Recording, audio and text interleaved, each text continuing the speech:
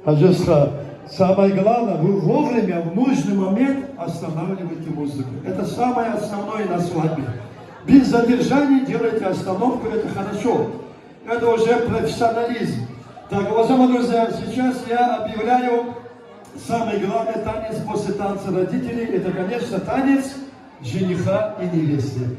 Поэтому я прошу молодых приподняться.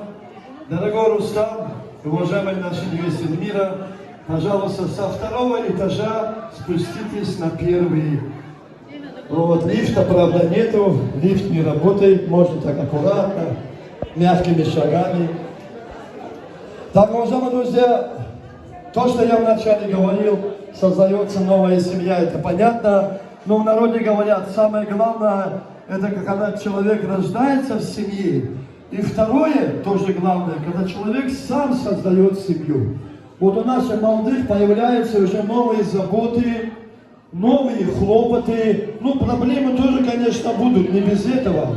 Но я желаю, чтобы проблем было поменьше, а приятных хлопот и забот было побольше. Итак, уважаемые друзья, много говорить не хочу, время ограниченное. Сразу танец жениха и невесты. Давайте поддержим. Так, шире круг делаем, шире круг. Жених и невеста в середине танцуйте вот здесь, а мы поддержим.